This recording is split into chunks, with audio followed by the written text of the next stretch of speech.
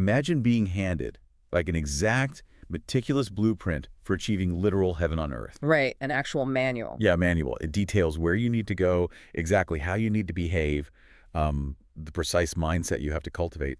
It's basically a step-by-step guide to eternal bliss. Which sounds amazing. It does.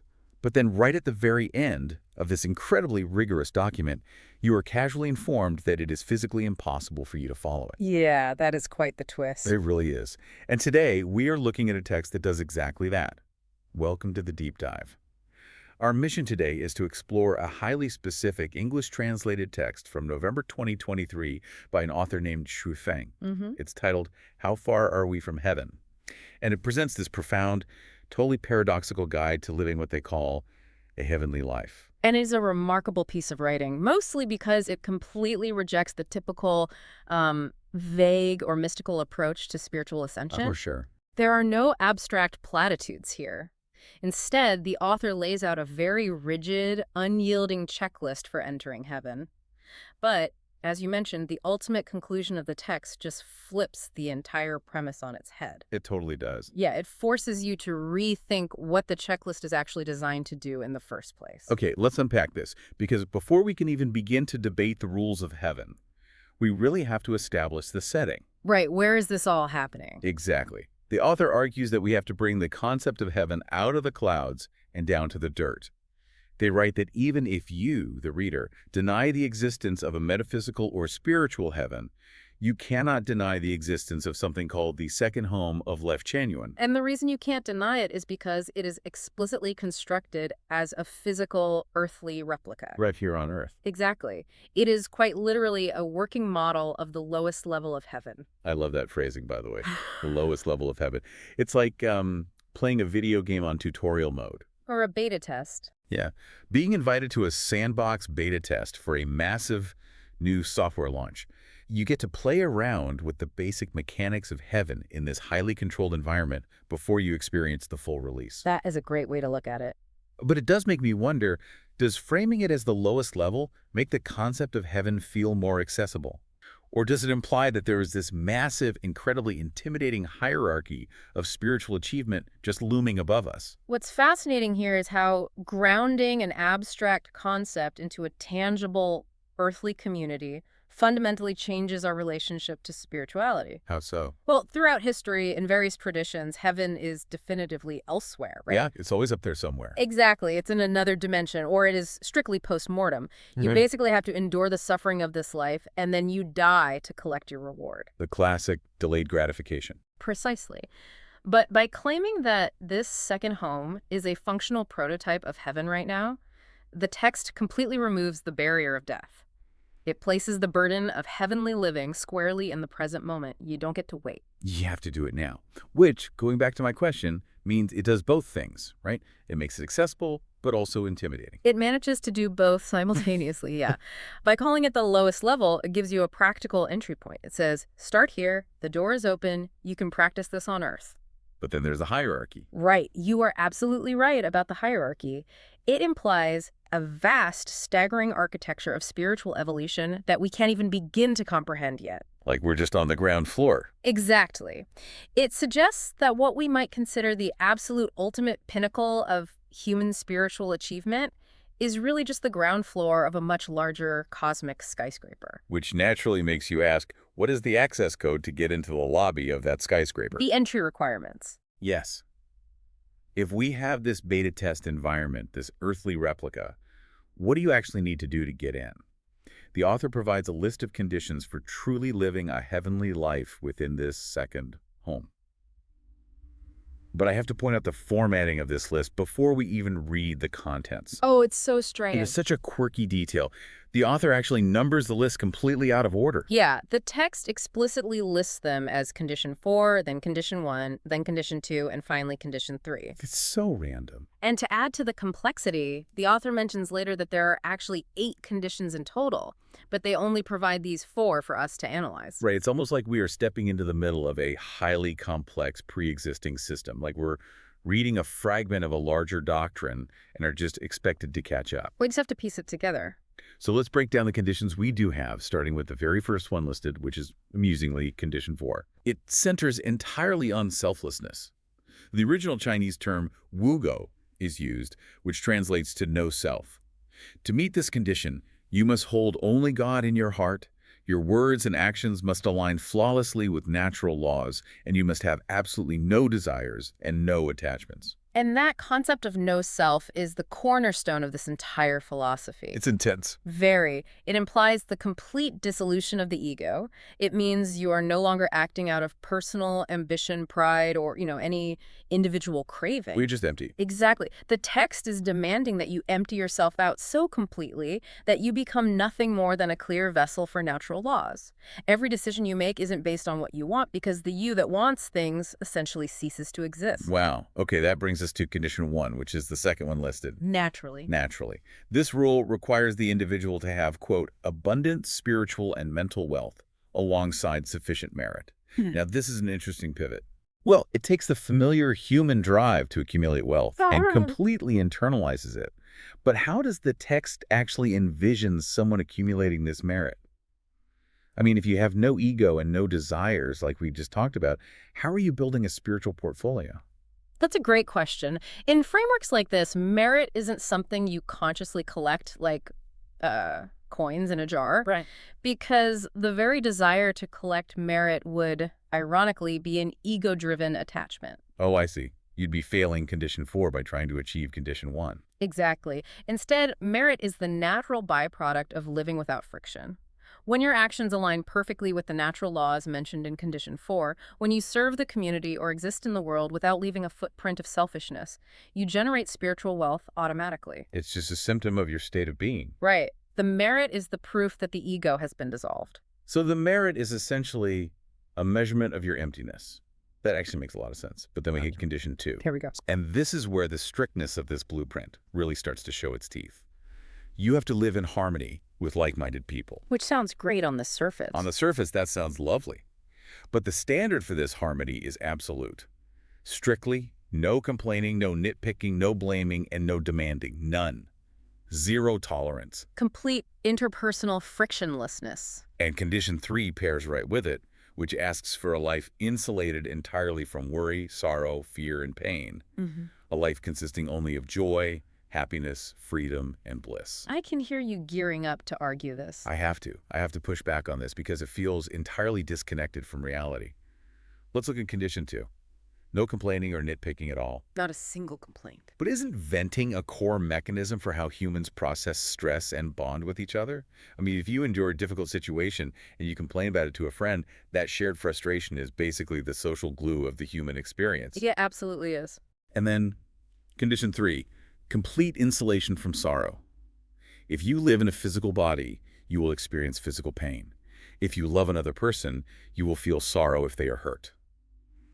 A life completely void of fear and sorrow just doesn't sound possible. You've isolated the central tension of the entire document right there. Like, it just seems absurd. The demands seem not just difficult, but physically and psychologically impossible. But if we look closely at how the author constructs these rules, we can kind of see the underlying mechanism. Okay, wait on me. The text views the internal state of a person and the external environment they inhabit as entirely codependent mirrors of one another. Wait, are you saying that the complaining is actually just a symptom of the ego? Yes. Like, if I have achieved that first rule of having no self and zero attachments to how things should be, I literally cannot be offended, and therefore I have nothing to complain about. That is the exact logic the author is deploying. Why do we complain? Because we're annoyed. Right. But why are we annoyed? We complain because our personal desires, our ego, are not being met by reality. We want a situation to unfold a certain way, it doesn't, and the friction between our desire and reality produces a complaint.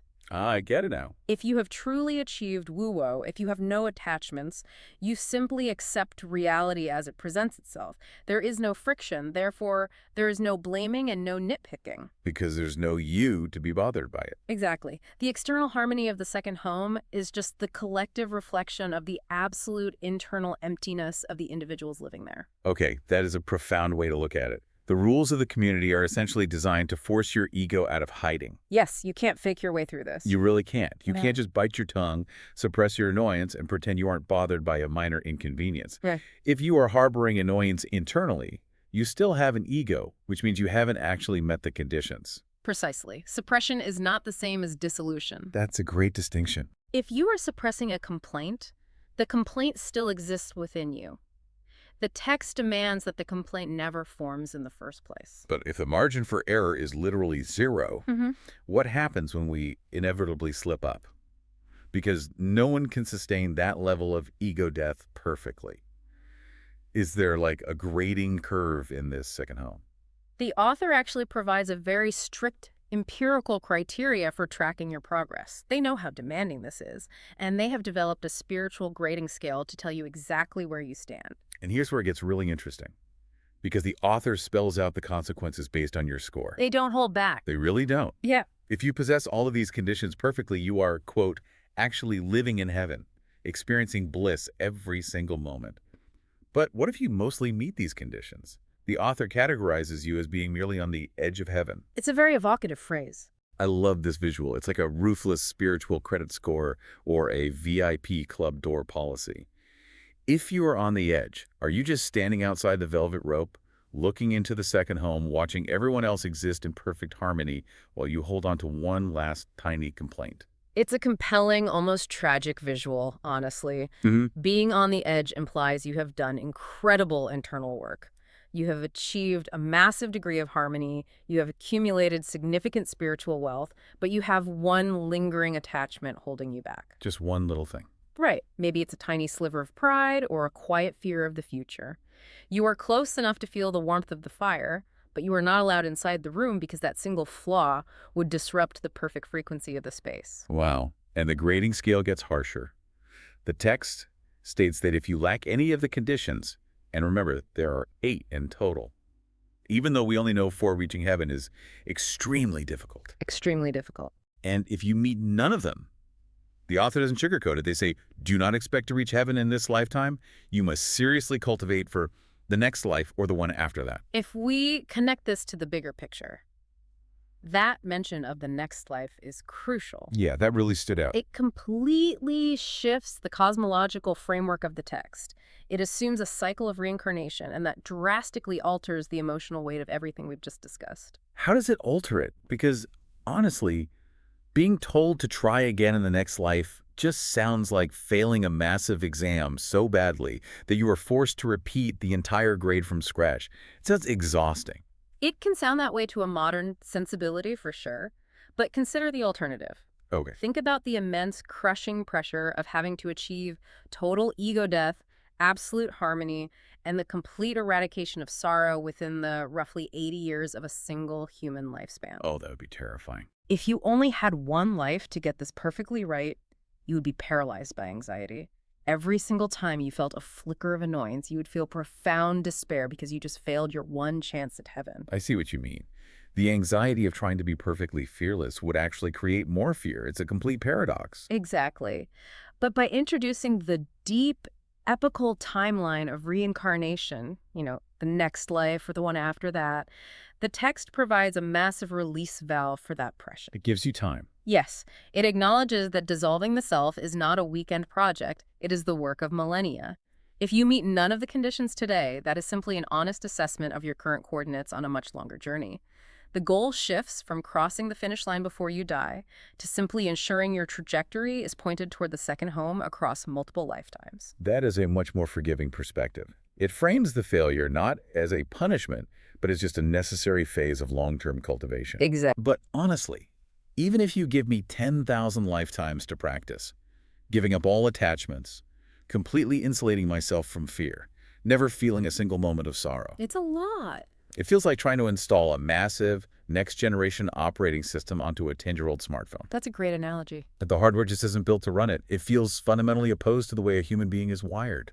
And your deduction right there brings us to the final brilliant twist of the source text. Yes.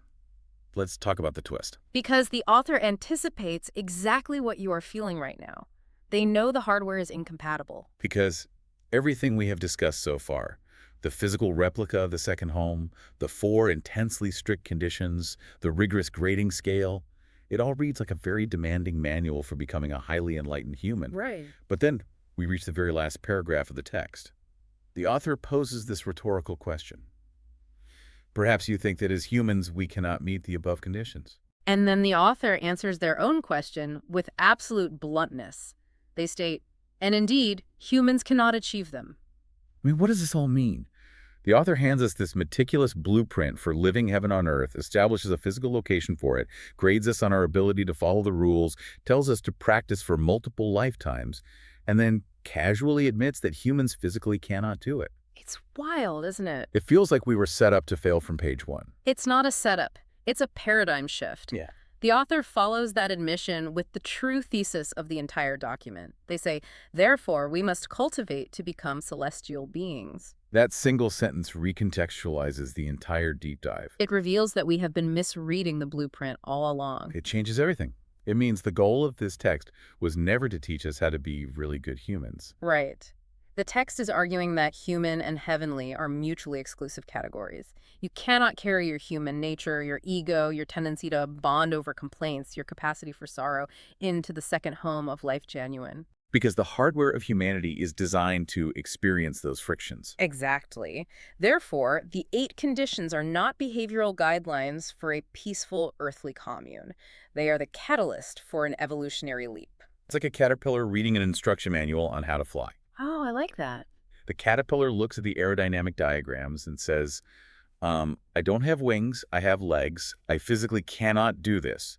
And the manual replies, correct, you cannot do this, you have to build the chrysalis first. That is the perfect analogy. The rules aren't meant to be followed by the caterpillar, they're the blueprint for the chrysalis. Yes, the rigorous, impossible demands of the text, the zero tolerance for nitpicking, the absolute dissolution of the self that is the restrictive environment of the cocoon. It breaks you down. It is specifically designed to break down the human form.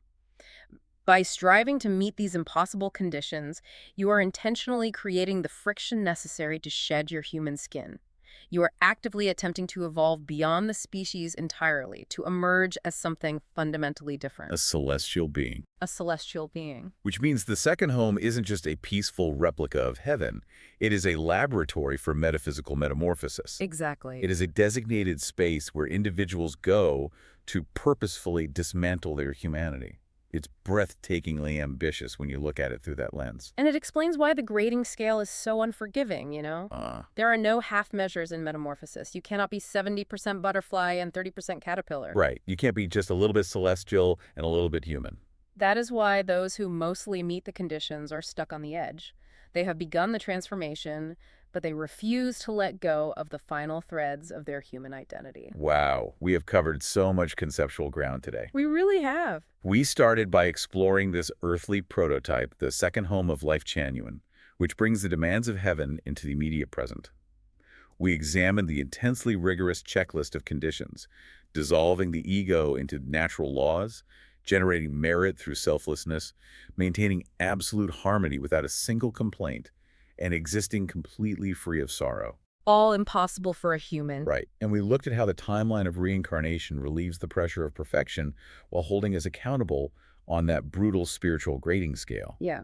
And finally, we uncovered the ultimate paradox of the text, that this blueprint is impossible for humans to follow because it is actually the instruction manual for evolving into a celestial being. It takes the reader on a profound journey in just a few pages. It moves from what looks like practical, communal rulemaking straight into the mechanics of metaphysical evolution. So, to you listening to this deep dive right now, I want you to think about your own internal hardware. Yeah, think about it. If you were standing at the edge of heaven, trying to move past that velvet rope, what is the one human attachment that would be the absolute hardest for you to let go of? Is it a seemingly harmless habit, like venting about your day to feel connected to someone else? Or a specific desire you hold tightly to. Yeah. Or is this simply the ego itself, that deep-seated need to be recognized and validated as you? This raises an important question to linger on. If entering the lowest level of heaven requires us to systematically break down our human flaws, our attachments, our desires, and even our capacity to feel sorrow, Does achieving perfect eternal bliss ultimately mean we have to stop being ourselves entirely? Thank you so much for joining us on this deep dive. We'll catch you next time.